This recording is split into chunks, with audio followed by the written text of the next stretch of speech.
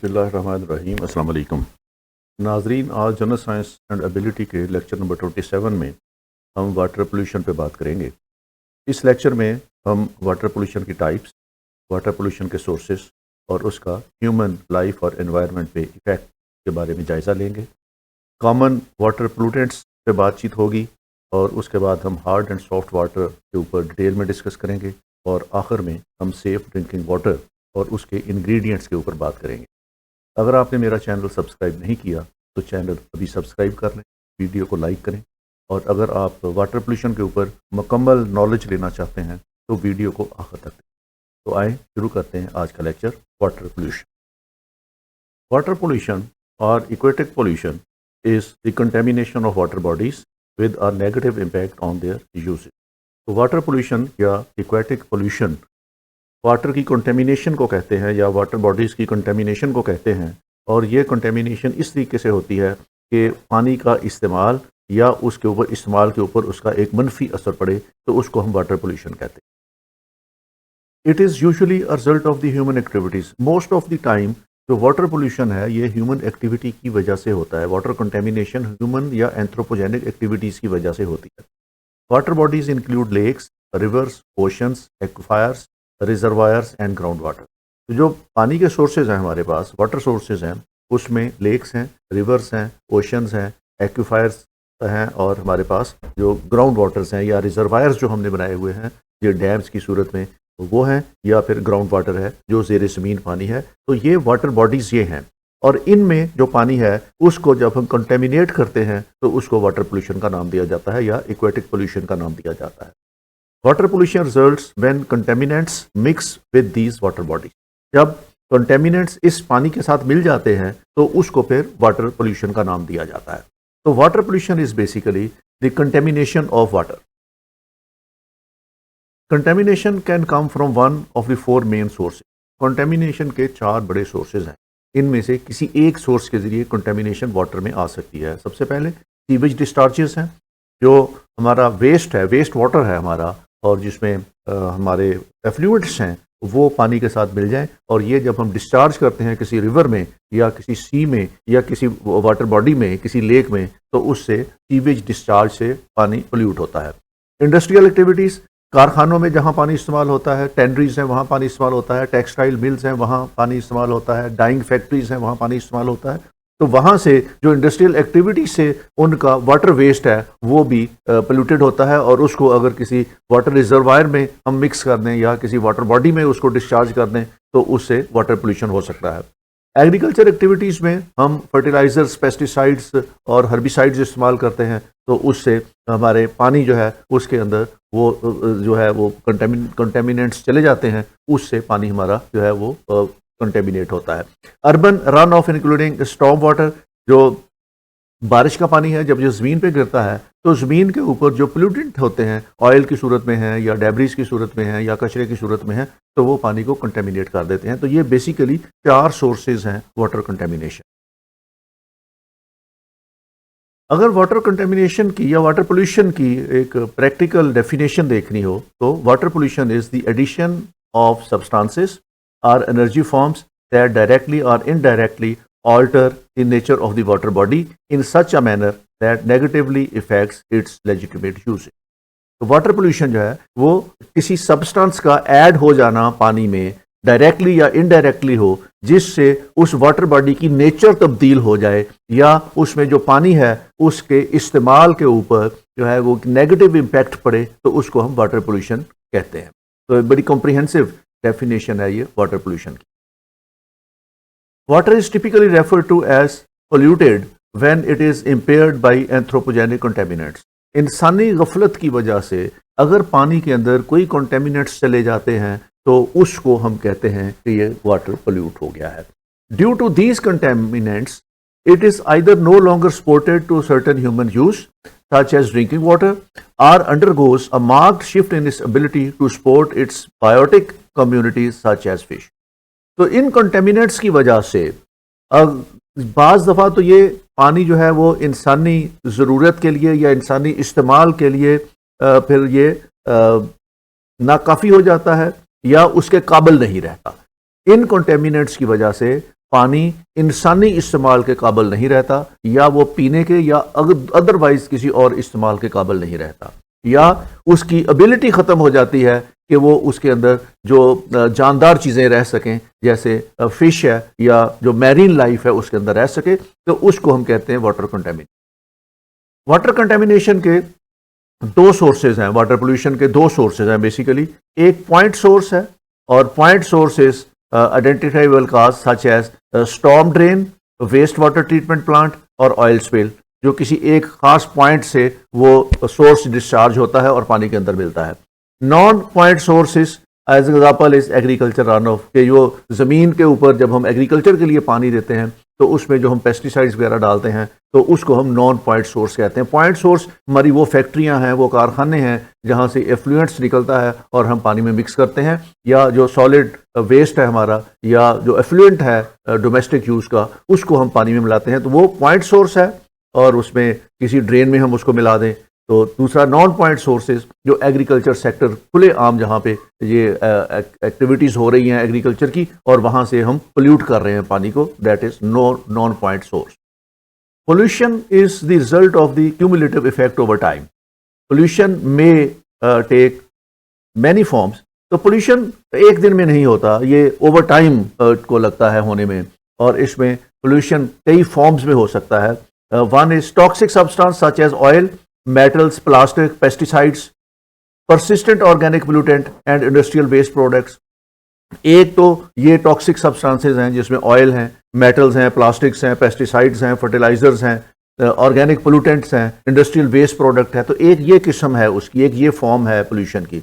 दूसरी pollution and other is stressful condition such as change of pH, increase temperature, excessive turbidity and change of the salinity. दूसरा इसका जो type है वो उसका पीएच लेवल चेंज हो जाए, या उसके अंदर पानी टेम्परेचर ज़्यादा होने की वजह से पानी इस्तेमाल के काबिल ना रहे, या उसके अंदर सैलिनिटी हो जाए या पानी खारा हो जाए, उसकी वजह से वो इस्तेमाल होने के काबिल ना रहे। तो ये दूसरी टाइप है उसकी, जिसको हम वाटर फॉर्म पोल्यूशन फॉर्म कहते हैं। तीसरी फॉर्म इसकी जो है, ये pathogenic organism is an other contaminate which include organic और इनऑर्गेनिक सब्सटेंसेज, कि उसके अंदर पैथोजेनिक ऑर्गेनिजम्स पैदा हो जाए पानी के अंदर, ये बैक्टीरियाज पैदा हो जाए या इसमें प्रोटोजोआज पैदा हो जाए, तो उस वजह से पानी इस्तेमाल के काबिल नहीं होता। तो इसको हम तीसरी किस्म कहते हैं। चौथी किस्म है common cause of thermal pollution is the use of water as a coolant by the power plants and industrial manufacturers, कि इसको कूलेंट के तौर पर जब हम कारखानों में या पावर प्लांट्स जहाँ पावर प्लांट्स एनर्जी प्लांट्स लगे हुए हैं वहाँ इसको एज अ कूलेंट हम इस्तेमाल करते हैं, तो वो पानी जब अपना काम ख़त्म कर चुका होता है तो फिर उसका जो वेस्ट बनता है वो भी पोल्यूट हो चुका होता है, तो इसको हम थर्मल पोल्यूशन कहते हैं। तो ये चार मेजर कैटेगरीज हैं पोल्यूशन की। अब इसकी काजेस जो हैं, अगर इसको एन्यूमरेट करें तो इसकी मेजर काजेज जो हैं, एक तो सीवेज एंड वेस्ट वाटर है, जो हम घरों में पानी इस्तेमाल करते हैं, जिसमें बाज़ दफ़ा हम वॉशिंग करते हैं, उसमें डिटर्जेंट मिल जाते हैं, उसमें साबुन मिल जाता है, उसमें फैक्ट्रीज़ का जो केमिकल्स मिल जाते हैं, तो इसको हम कहते हैं ये सीवेज और वेस्टफुल वाटर है।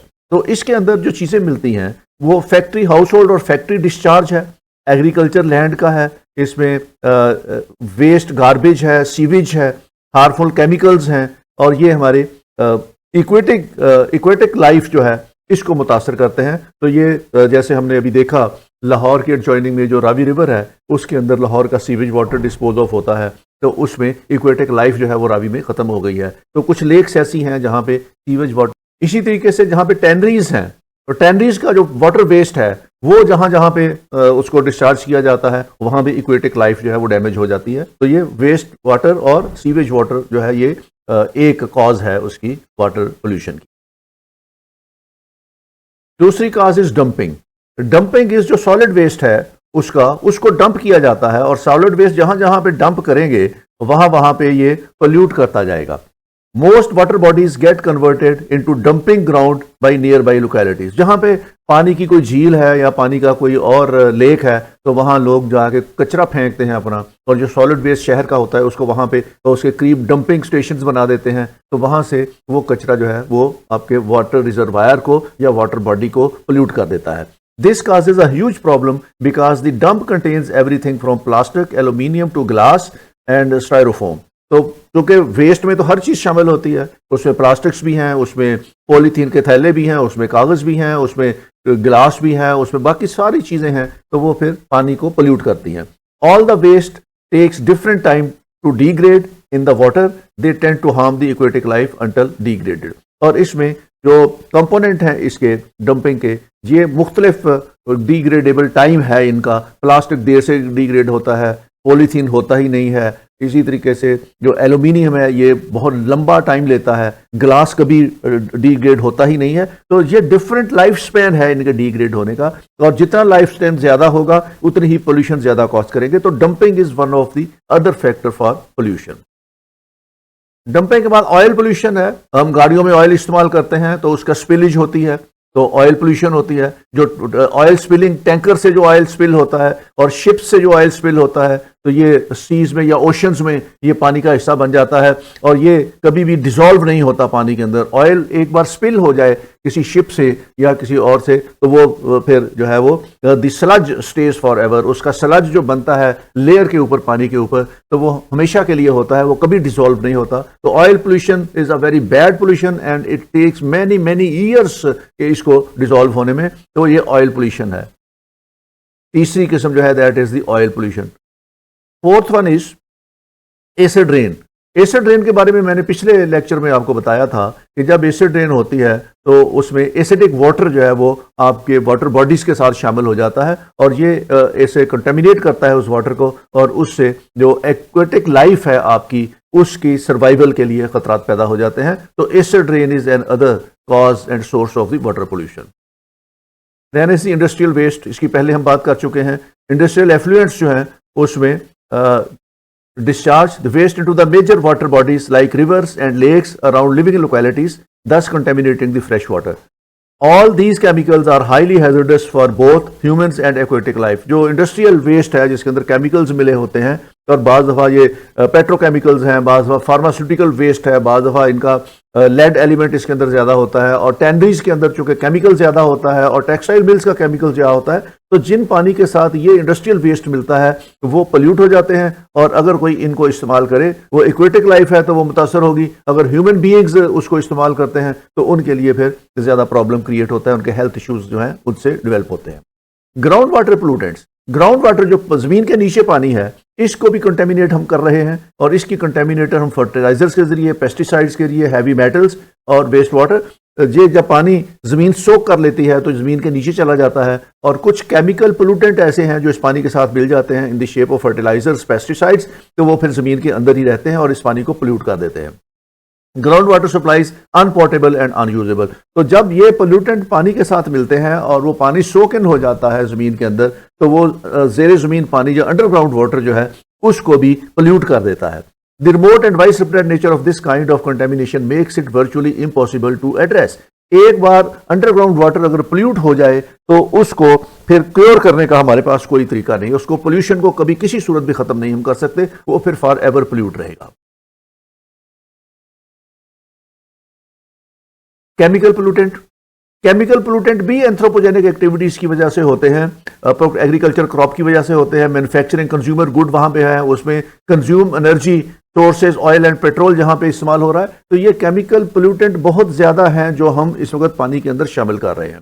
These chemical finds their way into the natural environment either through agriculture run off after heavy rainfall, accidental spillage of improper disposal of waste water products. तो एक तो जब बारिश होती है तो जितने भी पोल्यूटेंट हमारे पास जमीन पे हैं ये उस पानी के साथ शामिल हो जाते हैं, और ये पानी वाटर बॉडीज के अंदर भी जाके उसको कंटेमिनेट करता है, और यही पानी जो है वो सोकन होता है हमारी अर्थ के अंदर, और वो जाके अंडरग्राउंड वाटर जो है उसको भी कंटेमिनेट करता है. This can have a dramatic impact on water sanitation. तो इससे पानी बड़े मैसिव लेवल के ऊपर कंटेमिनेट होता है केमिकल पोल्यूटेंट्स की वजह से. माइक्रोबायोलॉजिकल पोल्यूटेंट्स जो है, ये microbiological pollution refers to that which is caused by the microorganism within the water. पानी के अंदर जो चीजें पैदा हो जाती हैं, जो बैक्टीरियाज पैदा हो जाते हैं, जो प्रोटोजोआज पैदा हो जाते हैं, जो वायरस पैदा हो जाता है, तो ये उस पानी को पोल्यूट कर देता है. वो पानी जो पोल्यूट हो जाए माइक्रोबायोलॉजिकली, वो ना ह्यूमन बीइंग्स के लिए हेल्थफुल रहता है, उसके लिए यूजेबल रहता है, ना एनिमल्स के लिए यूजेबल रहता है, और इवन एक्वेटिक लाइफ इटसेल्फ के लिए भी वो रेंडर हो जाता है एज अनसेफ। और इससे क्या होता है, disturbs delicate balance found in such environment, killing of plants and animals life and causing diseases among humans which consume or use these water। और जो माइक्रोबायोलॉजिकल पोल्यूटेंट्स हैं, जब वो एक बार पैदा हो जाए पानी के अंदर, तो उससे फिर वो पानी जो है वो that is rendered unsafe for human use, for animal use and for plants. Nutrient pollutants, fertilisers, pesticides and other products used during agriculture processes often contain significant amount of nutrients such as phosphorus and ammonia। खादें जितनी भी हम इस्तेमाल करते हैं उनके अंदर या phosphorus है या अमोनिया है। When runoff sends these chemicals into water sources, they can cause an imbalance of nutrients, promoting the growth of some organism such as algae and to the determinants of the others। तो जब ये खादें और इनके chemicals पानी के अंदर मिलते हैं तो ये भी हमारे पानी को पोल्यूट करते हैं, और इसको न्यूट्रिएंट पोल्यूटेंट कहते हैं, और इसमें मोस्टली फास्फोरस और अमोनिया शामिल होता है। अब ये वाटर का जो पोल्यूशन है, इसका इम्पैक्ट क्या पड़ता है? सबसे बड़ा इम्पैक्ट ह्यूमन लाइफ के ऊपर पड़ता है इन the shape of diseases.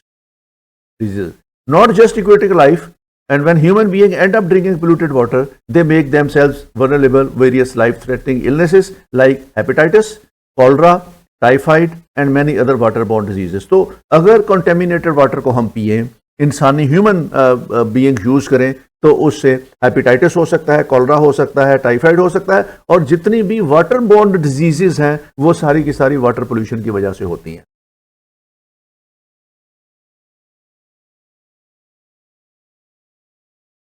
रूनेशन of the ecosystem, पानी अगर पोल्यूट हो जाए तो वो पूरे इकोसिस्टम को तबाह कर देता है। Our ecosystem is extremely fragile, even a simple change can lead to the ecosystem to react and impact the environment।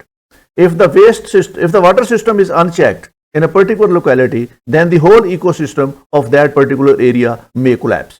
अगर एक वाटर लेक है उसको हम पोल्यूट कर दें तो वो lake is an ecosystem itself, तो वो पूरे का पूरा इकोसिस्टम जो है वो तबाह हो जाएगा, और उस इकोसिस्टम के साथ जितने भी लाइफ जुड़ी हुई है, ऑर्गेनिज्म जुड़े हुए हैं, वो एक्वेटिक लाइफ है, वो फिश है, वो बर्ड्स हैं वहां पे, वो एनिमल्स हैं वहां पे, वो जो कोई भी उस पानी को इस्तेमाल करेगा ये इकोसिस्टम तबाह हो जाएगा, और उससे एसोसिएट जितने भी जानदार हैं सारे वो खत्म हो जाएंगे। तो ये बहुत ज्यादा लीथल होता है, रियून करता है इकोसिस्टम को। यूट्रोफिकेशन बहुत एक प्रोसेस है, इसको आप इस पे नोट लिखना भी आ चुका है आपके सीएसएस के एग्जामिनेशन में। यूट्रोफिकेशन है ऑक्सीजन का कम हो जाना, पानी के अंदर ऑक्सीजन की मिकदार का कम हो जाना, और इतनी मिकदार कम हो जाना कि जो उसके अंदर एक्वेटिक लाइफ है वो जिंदा ना रह सके, तो इसको हम कहते हैं eutrophication. The chemicals available in the water body promote the growth of algae। These algae end up forming a thick layer over the ponds and lakes। The bacteria present in the water tend to feed on algae, causing the amount of oxygen in the water to decrease, thus impacting the aquatic life, the entire water body। तो oxygen पानी के अंदर कम हो जाती है, और उसकी वजह से जो जितनी भी एक्वेटिक लाइफ है उसकी सर्वाइवल मुश्किल हो जाती है। तो इस पूरे प्रोसेस को यूट्रोफिकेशन कहते हैं, और इससे जितने भी जानदार उस पानी के अंदर होंगे जहां पे ऑक्सीजन कम होगी उनकी सर्वाइवल मुश्किल हो जाएगी। Adverse impact on food chain, जितनी भी ये हमारा पानी पोल्यूट होगा, if the aquatic life tends to accommodate as per the polluted water, it is highly possible that the marine species may have toxins and pollutants in their body।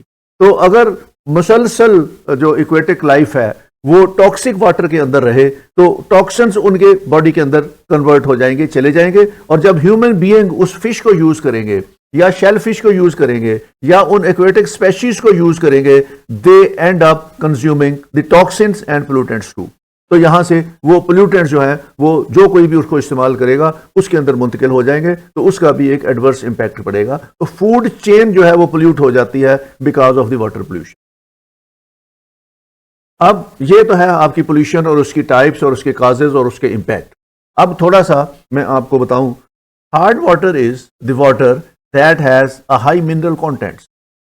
जिस पानी के अंदर मिनरल्स की कंटेंट्स ज्यादा हो जाए उनको हम हार्ड वाटर कहते हैं।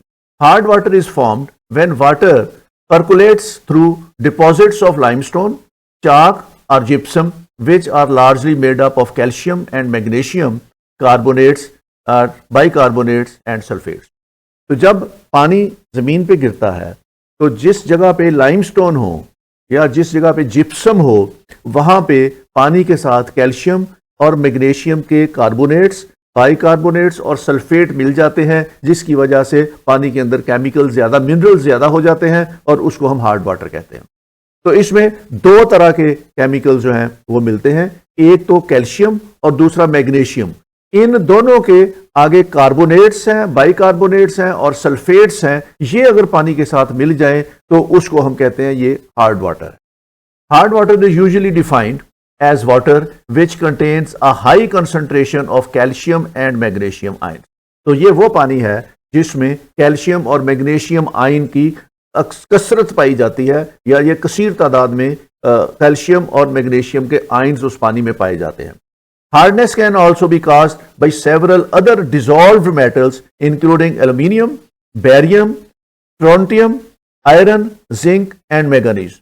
तो इन दो के अलावा, कैल्शियम और मैग्नीशियम के अलावा कई और मेटल्स भी हैं, वो अगर पानी में डिसॉल्व हो जाए तो उससे भी वाटर हार्ड हो जाता है। और वो क्या है? Aluminium, barium, strontium, iron, zinc और मैग्नीज अगर शामिल हो जाए तो उससे भी वाटर हार्ड हो जाता है। अब हार्डनेस की दो तरह की हार्डनेस है। एक वो है जो कार्बोनेट है और दूसरी नॉन कार्बोनेट है। ये हार्डनेस की भी दो टाइप्स हैं। एक जो है वो that is based on carbonates और दूसरी नॉन कार्बोनेट्स। तो कार्बोनेट्स कौन कौन से हैं? इसमें कैल्शियम कार्बोनेट है, मैग्नीशियम कार्बोनेट है, कैल्शियम बाइकार्बोनेट है, मैग्नीशियम बाइकार्बोनेट है, कैल्शियम हाइड्रोक्साइड है और मैग्नीशियम हाइड्रोक्साइड है। तो बेसिक जो साल्ट दो हैं इसके अंदर, एक कैल्शियम है, एक मैग्नीशियम है। इनके कार्बोनेट और बाइकार्बोनेट जो हैं वो एक वजह है वाटर हार्डनेस की, और दूसरे इन्हीं दो के नॉन कार्बोनेट्स हैं जिसको हम कहते हैं सल्फेट। ये कैल्शियम सल्फेट है, मैग्नीशियम सल्फेट है, कैल्शियम क्लोराइड है और मैग्नीशियम क्लोराइड है। तो हार्डनेस को दो ग्रुपों में तकसीम किया जा सकता है, एक कार्बोनेट बेस्ड हार्डनेस है और एक नॉन कार्बोनेट बेस्ड हार्डनेस है। और दोनों के अंदर एलिमेंट बेसिक जो है वो सेम है। एक में कैल्शियम है और मैग्नीशियम है, उसके कार्बोनेट्स हैं और बाइकार्बोनेट्स हैं, और दूसरी तरफ उसी के सल्फेट और क्लोराइड्स हैं। तो ये हार्डनेस जो है ये इसको दो टाइप्स में जो है वो तकसीम किया गया है। Carbonate hardness is caused by the metals combined with a form of alkalinity. ये अल्कलाइन चीजों के साथ जब मिलते हैं कार्बोनेट्स तो उससे हार्डनेस होती है। Alkalinity is the capacity of water to neutralize acids and is attributed to the compounds such as carbonate, bicarbonate, hydroxide, and sometimes barote, sometimes borate, silicate, and phosphate. In contrast, non-carbonate hardness forms when metals combine with anything other than alkalinity. तो ये दो तरह से जो मैंने आपको बताए हैं, एक वो जो अल्कलिनिटी के साथ मिलते हैं मेटल्स उसकी वजह से होती है, और दूसरे जो अल्कलिनिटी के अलावा जिन चीज़ों के साथ मिलती है तो वो नॉन कार्बोनेट बनाते हैं। तो इसको दो मेजर टाइप्स में डिवाइड किया गया है। अब हार्डनेस को अगर देखा जाए तो हार्डनेस दो तरह की होती है। एक टेम्परेरी हार्डनेस है। Temporary hardness, carbonate hardness is sometimes called temporary hardness because it can be removed by boiling water. तो अगर हार्डनेस ऐसी है जिसको बॉयल करने के बाद उसकी हार्डनेस को खत्म कर दिया जाए, खत्म हो सकती हो, तो उसको हम कहते हैं कि ये टेम्परेरी हार्डनेस है। और उसके मुकाबले में दूसरी hardness is the permanent hardness. Non carbonate hardness cannot be broken down by boiling the water, so it is also known as permanent hardness. तो ऐसा पानी जो बॉयल करने से भी हार्ड ही रहे, सॉफ्ट ना हो, तो उसको हम कहते हैं परमानेंट हार्डनेस। और जो टेम्परेरी हो और उसको बॉयल करें, उसकी हार्डनेस खत्म हो जाए, तो उसको हम कहते हैं टेम्परेरी हार्डनेस। तो फर्क इसमें सिर्फ ये है कि कार्बोनेट बेस्ड हार्डनेस जो है वो टेम्परेरी है, और नॉन कार्बोनेट बेस्ड जो हार्डनेस है that is permanent.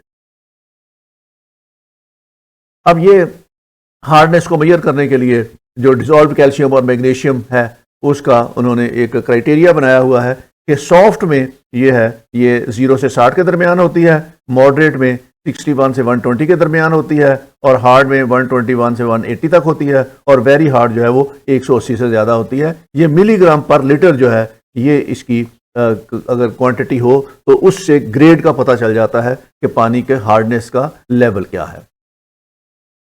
The World Health Organization says, अब इसका इंपैक्ट क्या बनता है इंसानी सेहत के ऊपर हार्ड वाटर का।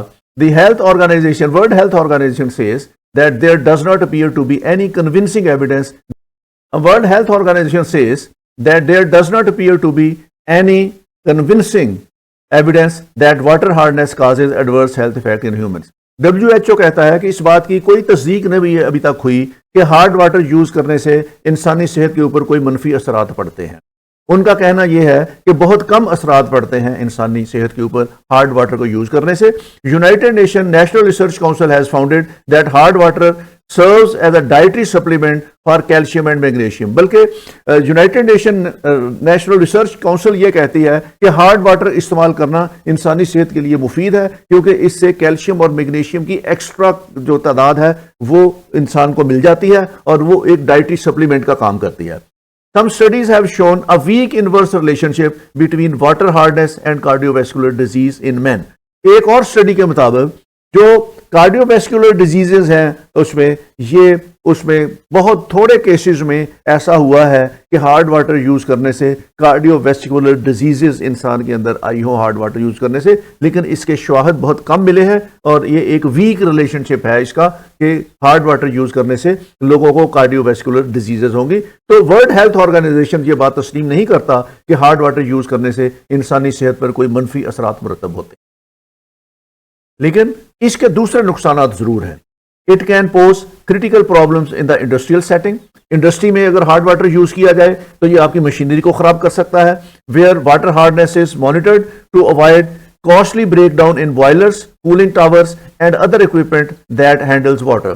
क्योंकि इसके अंदर केमिकल्स होते हैं, इसके अंदर एलिमेंट्स होते हैं, इसके अंदर मैग्नीशियम और कैल्शियम होता है, तो ये आपके बॉइलिंग सिस्टम को खराब करता है, कूलिंग टावर को खराब करता है और आपके इक्विपमेंट जो है जो पानी पे चलते हैं उनको उनकी लाइफ को कम कर देता है या उनके ऑपरेशंस को मुतासर करता है। In domestic setting, hard water is often indicated by a lack of foam formation when soap is agitated in water. घरों में इस्तेमाल के लिए अगर हम इसको करें तो उससे कपड़े धोना मुश्किल हो जाती है क्योंकि हार्ड वाटर जो है वो झाग नहीं बनाता और कपड़ों को साफ नहीं करता। And bye formation of lime scale in kettles and water heaters, और अगर इसको पानी देचकों में या बर्तनों में बॉयल करें तो वो उन बर्तनों को और कैटल्स को और वाटर हीटर्स को खराब कर देता है। तो इसकी अदर इंप्लीकेशन जरूर हैं हार्ड वाटर की, लेकिन इंसानी सेहत के लिए इसके मुजर होने के कोई शवाहद नहीं मिले। अब हार्ड वाटर को सॉफ्ट कैसे किया जा सकता है? Water softening is commonly used to reduce hard water adverse effects. तो इसके लिए वाटर सॉफ्टनिंग टेक्निक्स हैं जो यूज की जाती हैं।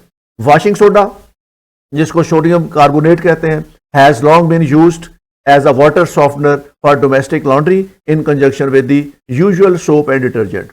जो हमारे डिटर्जेंट्स हैं जिनमें जो सर्फ वगैरह है या इस तरह की चीजें हैं उसके अंदर क्योंकि वॉशिंग सोडा इस्तेमाल किया जाता है तो इसलिए वो इसके हार्डनेस को खत्म कर देता है और उसकी झाग ज्यादा बनती है जिससे कपड़े डिटर्जेंट से साफ हो जाते हैं लेकिन साबुन से साफ नहीं होते।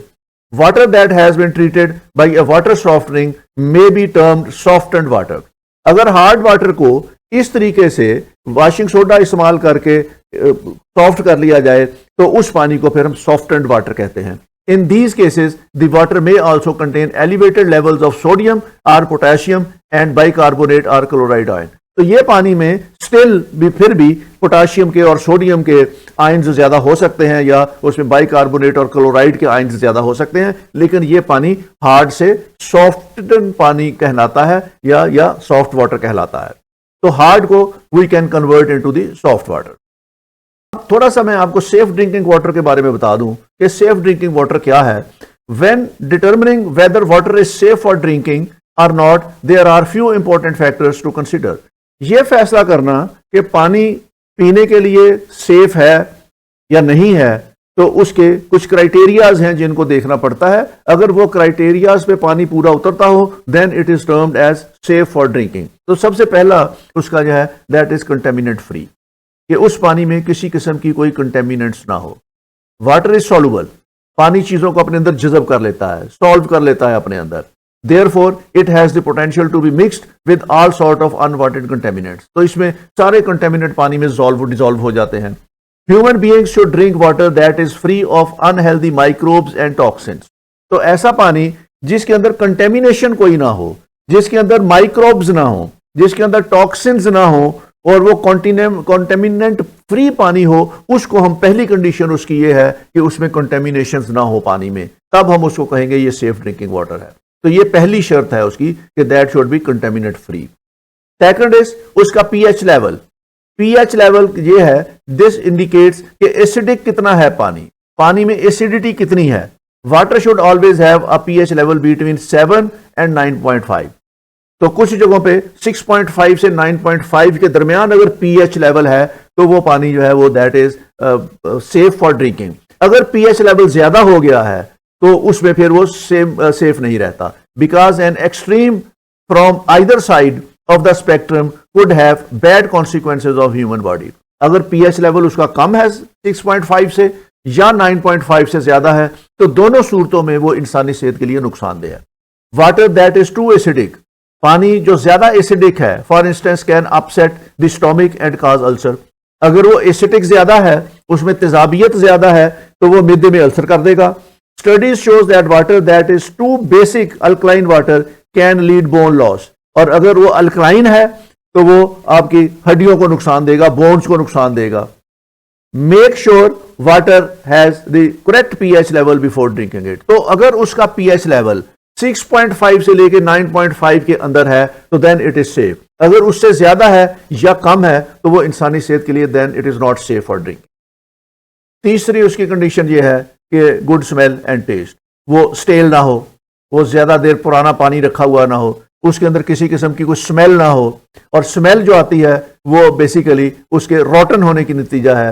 स्मेल लाइक रोटन एग अगर उसमें से आ रही है after sitting for 10 minutes, it means that it has a high concentration of sulphate. अगर उसमें से रोटन है, स्मेल आ रही है, रोटन एग की स्मेल आ रही है, तो इसका मतलब उसके अंदर सल्फेट ज्यादा है, तो then it is not safe for drinking. If water taste metallic, there is iron in water system. अगर वो मेटेलिक स्मेल आ रही है, उसमें टेस्ट आ रहा है मेटेलिक का, तो इसका मतलब उस पानी में आयरन कंटेंट ज्यादा है and it is not safe for drinking. Water must taste and smell good, तो one remain healthy while drinking it and stay hydrated as well. तो पानी जो है वो किसी भी किस्म की स्मेल उसमें नहीं होनी चाहिए और टेस्ट उसका जो है उसमें किसी किस्म की चेंज नहीं होनी चाहिए। अगर वो टेस्ट करने में अच्छा नहीं है या स्मेल में अच्छा नहीं है, इट मतलब ये है कि वो ह्यूमन हेल्थ या कंजम्पशन के लिए अच्छा नहीं है। अब इसको बेहतर कैसे किया जा सकता है पानी को? अगर उसमें इंप्योरिटीज हो तो उसको प्योरीफाई कैसे किया जा सकता है? Purifying water is very simple. Following method can be adopted to purify water. सबसे पहले तो स्ट्रेनिंग है। स्ट्रेनिंग यह है कि उसमें अगर कोई विजिबल इंप्योरिटीज नजर आ रही हैं, तो उसमें डर्ट है, प्लांट मैटर है, उसमें पेबल्स हैं या उसमें इंसेक्ट्स हैं, तो और डर्ट है, तो that can strain out the contaminant. तो स्ट्रेनिंग से वो चीज जो है वो स्ट्रेन आउट हो जाएगी। Also we have to do a line a fresh mesh strainer with muslin, cheese cloth और even a clean dish towel. तो ये देहातों में अक्सर ये होता है कि ख्वातीन जो है वो एक मलमल के कपड़े के जरिए उस पानी को छान लेती हैं और उसमें से जो विजिबल कंटेमिनेंट्स हैं वो दूर हो जाते हैं, जो इंप्योरिटीज हैं वो दूर हो जाती हैं, और उसके बाद फिर उसके अंदर वो थोड़ी सी फटकड़ी डाल लेती हैं, तो उससे उसकी जो इंप्योरिटीज हैं वो डिसॉल्व होकर नीचे बैठ जाती हैं और ऊपर से वो पानी जो है वो साफ हो जाता है, उसको फिल्टर कर लेती हैं, तो इससे पानी जो है वो प्योरीफाई हो जाता है। Place a strainer over a bowl and pour the water through the strainer to remove particulars। तो ये इस तरीके से उसके जो विजिबल डर्ट पार्टिकल्स हैं उसकी स्ट्रेनिंग हो जाती है, तो इससे पानी प्योरीफाई हो जाता है। केमिकल मेथड है दूसरा, तो जिससे प्योरीफाई हो जाता है। Chemical method is for more simpler method we can use water purification और डिसइंफेक्शन टेबलेट्स। जो डिसइंफेक्शन टेबलेट्स मार्केट में अवेलेबल हैं, these tablets are made either from chlorine dioxide और आयोडीन। तो ये क्लोरीन डाइऑक्साइड या आयोडीन की बनी हुई है and kill bacteria in the water. इससे पानी में बैक्टीरिया को जो है वो किल कर देते हैं। Then water is safe to drink afterwards. अगर बैक्टीरिया किल हो जाए उन टैबलेट्स की वजह से, तो जो बाकी पानी बचता है that becomes safe for drinking. तो इसका केमिकल मेथड है इसको प्योरीफाई करने का। The other method is heat. Heat is के पानी को बॉयल कर लें। Boiling is a greater way to kill bacteria, virus and parasites from water. तो उसमें अगर बैक्टीरियाज हैं, वायरस हैं या पैरासाइट्स हैं तो पानी को अगर बॉयल कर लें तो वो बिल्कुल खत्म हो जाते हैं। Fill a pot with water and heat it over a stove और fire, bring the water to a boil and let it sit at a boil for 10 minutes, let the water cool before drinking it. तो उसको boil कर लें, boil करने के बाद उसको cool कर लें और कूल करके उसको सेव कर लें, तो ये हीट का प्रोसेस है उसको प्योरीफाई कर देता है।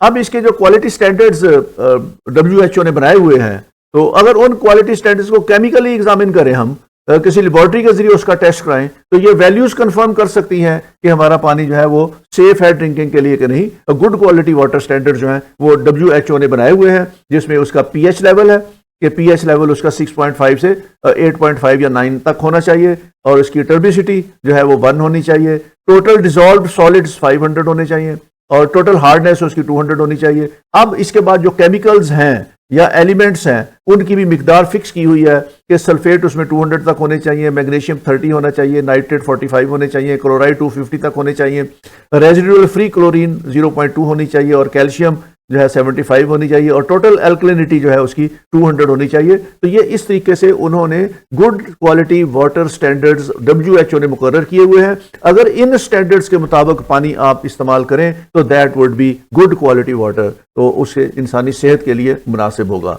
तो जितने भी बॉटल्ड वाटर्स अवेलेबल हैं वो सारे इन स्टैंडर्ड्स को कंफर्म करते हैं और इसलिए वो सेफ होते हैं पीने। जो आम घरों में हम पानी पीते हैं, टैप वाटर पीते हैं, तो उसमें ये वैल्यूज आगे पीछे होती हैं, इसलिए वो इंसानी सेहत के लिए नुकसानदेह होता है। तो आज का लेक्चर यहाँ ख़त्म करते हैं। Thank you very much, take care, खुदा हाफिज़।